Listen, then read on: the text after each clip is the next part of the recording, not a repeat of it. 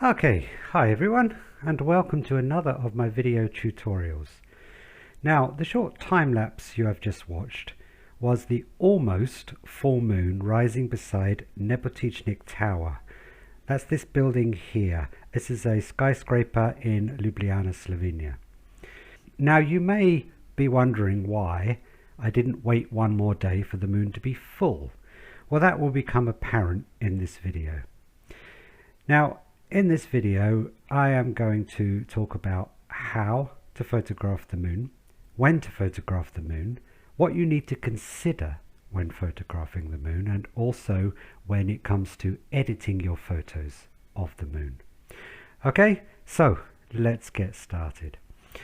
Now, the thing about the moon is it's very, very bright, a big, bright object in our sky, just like the sun, really. So when you photograph the moon at night, then the moon itself is extremely bright. And of course, the surrounding landscape is extremely dark. So you get what is essentially a contrast issue. You get extremes of contrast, an extremely bright moon and an extremely dark foreground or surrounding landscape. And the dynamic range of your camera will struggle, in many cases, will not be able to take in that dynamic range. Now, often you can be confused, you see, when you look at the moon and your eyes will take in the detail of the moon, the clouds all around it, the outline of some landscapes, some mountains, hills, whatever it is that you're looking at. But then when you come to take a photo of it, you're often quite confused as to, why is the moon all burned out? There's no detail. Or why is the moon, there are lots of detail in the moon, but everything else is black? Well, that's because your camera doesn't have the dynamic range that our eyes have. So our eyes can take in much more detail across the range of brightness from dark to bright, but the cameras cannot.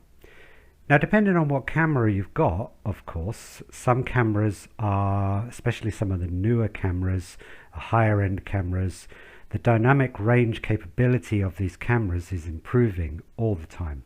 But still, it's nowhere near what our eyes can do. So no matter what camera you've got, you're always going to reach a point when the dynamic range is too big or too great for your camera.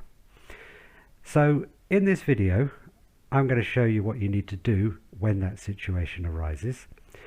And we're also going to look at when is the best time to photograph the moon.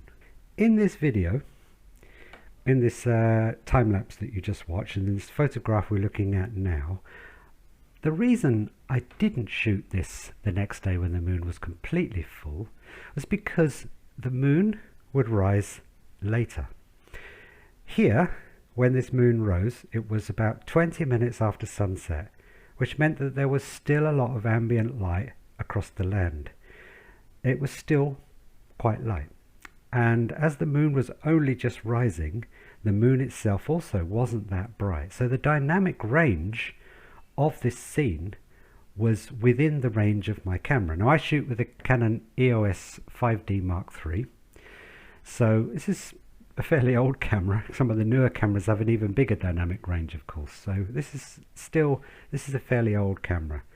But I know the dynamic range capabilities of my camera. And when you shoot around sunset, or maybe within half an hour after sunset, especially if everything is clear, then you've got a good chance of capturing the scene and the detail in the moon in one shot, like I have here. So you can look, if we zoom in here, you can see that there's still a lot of detail in the moon itself, and we can even pull back the highlights to bring back. The detail is still there in the raw file. It hasn't been burned out at all. So if we pull that back, the highlights, we can bring back a bit more detail in the moon as well. So this shot really is perfect. Now, if I'd have shot this the next day when the moon was completely full, the moon itself, the sunset was 8 o'clock and the moon would rise at 8:30. Now it needs another, as this took another 20 minutes for it to rise above the hills that we were looking at. So this would have been almost 1 hour after sunset. And in that case, it would have been much too dark. The dynamic range of the scene would have been too great for me to capture it in one shot like this. So that's why I did it one day before. And the moon here is 99.3% waxing, so to all intents and purposes it's pretty full. If you looked at this you wouldn't know any different, to be honest. So the best time to get a shot like this is to work out when the moon will rise in a given location around sunset. Of course, the opposite, you want to catch the moon setting around sunrise also. So sunset or sunrise, yeah, you want to calculate the moon set or the moon rise, and you want to try to work out a time when the full moon is going to rise or set around sunset or around sunrise. So basically when there's still a lot of ambient light in the sky. That way you'll be able to catch it in one shot like I have here. This picture also, same situation. The moon rose, I think, a half an hour before sunset, which gave it enough time, a good half hour. It needed a good half hour to come above the mountains here. So this was shot in winter, and this was basically the full moon rose above these mountain tops, slap bang on the moment of sunset. So the great thing about this is you also got the sunset colors, and you also got the moon rising, and everything was just perfect. Again, this was done in one shot. Now this photo was about 40 minutes after sunset, and now we're getting quite close to the point where the dynamic range is too great, but it's still within the range of my camera, and my raw file is still managed to capture the detail. So if I pull back the highlights here, then I've still managed to capture a good shot in one shot with the detail of the moon and the detail of my subjects, the castle being lit, the Nebotichnik Tower and everything. But it's getting very, very, very close. And now 5 minutes later, when the moon was much higher, then we started to have problems. Okay, so here we can see in this shot, the one that's been taken to capture the castle and everything, the moon itself is now starting to get overexposed. And if we pull back the highlights, still doesn't look too bad, but still starting to lose a bit of detail there. So in this case, what I did was I bracketed my exposures, and I took 2 exposures. One for the detail of the castle and everything else with the moon's overexposed a bit, and one to expose for the detail of the moon. Now here you can see that we haven't burned out the moon at all. We can pull back the highlights here and really bring back the lovely detail in that moon that the previous one wouldn't do. Now of course you can see here, overall I can't use this image on its own because all of this is way too dark. I could probably pull out the shadows, you know, maybe I could pull up the shadows a bit, but do a little bit, but really it's much better to have captured it like this. So exposed nicely here with a slightly burnt out moon, and then underexposed. I underexposed this by 2 stops to ensure that I really captured the detail of the moon. Now what was important here, that everything was set up on the tripod and nothing moved, so my composition was fixed and nothing moved, and all I did was set my exposure compensation to -2 from my nominal exposure. So I got one shot at my nominal exposure, and then the next shot immediately after at -2 stops of exposure time. So with these 2 photos I've managed to capture the detail of the moon and the detail of my surroundings too. What we can simply do here is do a bit of exposure blending. So if I open these 2 now into Photoshop, So I'm using Adobe Camera Raw within Photoshop. Of course you can do this in Lightroom too. And now all I simply need to do here is select all. So I can do Control and A, or just come up to, just come to select all, or Control and A shortcut. Then I can do edit, copy, several ways you can do this. Then select my darker image, go to edit, paste, and now if you open your layers palette, now I've pasted my brighter exposure on top of my darker exposure. If we go up to the opacity here, we can reveal the layer underneath. Okay, so I've got my brighter exposure on top of my darker exposure. Now you may have seen my other videos previously about exposure blending, and I've shown you that I typically we can use this tool, the gradient tool. But for this we don't want to blend through the whole sky, we want to blend through just the moon itself. Okay, so I'm going to show you how to do that. Now once you've got the two layers here set, you can go up to layer, layer mask, reveal all. Come down here, make sure that this panel here is set your foreground color black and your background color white. You can just simply click on this to swap it around. So make sure that the white mustn't be on the top, the black must be on the top, and the white must be on the bottom, because what we want to do is we want to brush through the layer underneath. Okay, and we want to reveal that layer underneath. Now if you've shot them one after another very quickly, then it should match up. One way to do that is to simply check your opacity, and you can see that if we zoom in onto the moon, when we do that, you can see there's no mismatch. Same on the building itself. So it's very important that the images line up perfectly. Now once we've got that set, in this case we go to our brush tool here. Okay, set the brush tool size, so that's a bit too big. Okay, we can set it to about here. And now what you can do is brush through the moon from the exposure underneath. That's simple. And that's it.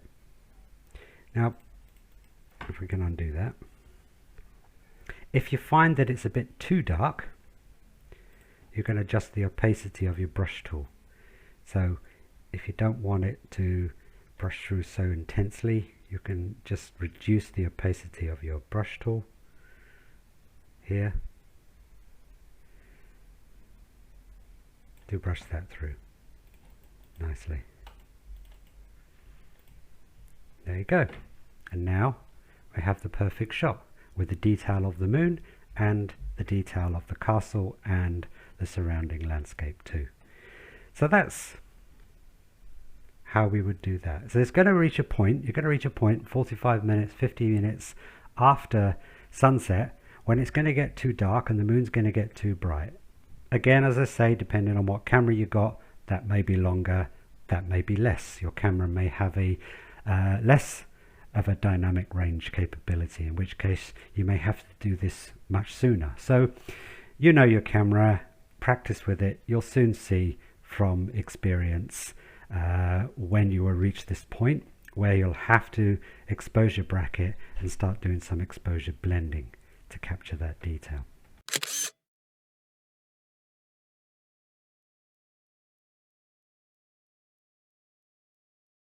Okay, so this is a twilight period, but what if you're shooting the moon at night? Okay, let's close this and let's open up two shots taken of the moon itself at night. Now we've all looked at the moon and we've all seen those clouds moving across around the moon, and it looks really, really great, doesn't it? Here's an example of when the moon came out of the clouds. If we zoom in close here, it was a really beautiful moment when the moon, basically the moon was behind the clouds, and there'd been a huge rainstorm, and as the clouds moved away, the moon emerged from the clouds, and it looked really, really beautiful. Now you can see here that when I exposed for the moon itself, all those clouds looked dark and disappeared. When I expose for the clouds, my moon is completely burned out. Pull that back, I'm just losing everything. Even the raw file hasn't managed to capture any detail from that moon. So again, I took 2 exposures, one for the moon itself, pull back the detail there again, and do the same thing. Let's select both, open both into Photoshop, select all, copy, paste, layer, mask, reveal all. Let's zoom in closer to the moon to get more detail. Get my brush tool, set my opacity back to 100 and start brushing through the details of that moon.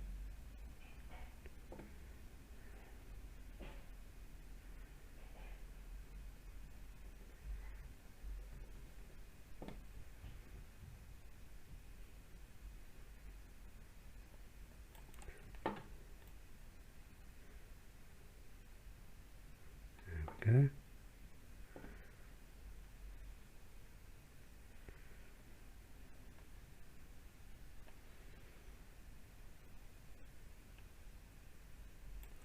Okay, now here along the edge here, you can see there's an example of how the 2 shots haven't quite lined up.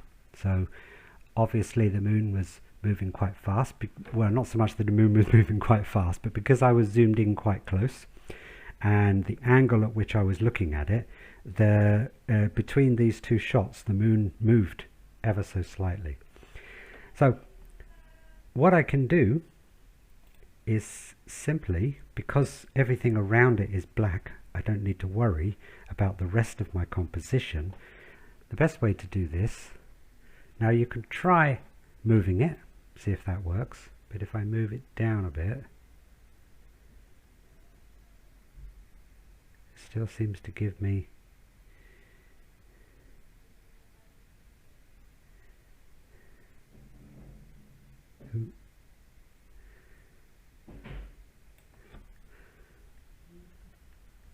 if we can use the cursor keys as well. Now as we move it, we can still see that edge. So I think what's happened here is because the slightly longer exposure has elongated the moon itself. Okay, so what we can do here, if we zoom out a bit, what we can do is select this area here, then right click, select free transform, hold down the Alt key and just reduce the size of that layer just a touch. There we go, that's done it.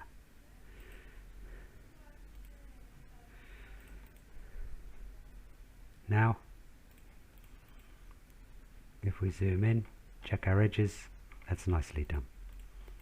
Okay, and now we have the moon in all its detail and that lovely bit of cloud there too. So now I can go in and do a closer crop for this shot, get rid of all that negative black detail around the edges. Let's crop. Yeah, and now there's my moon.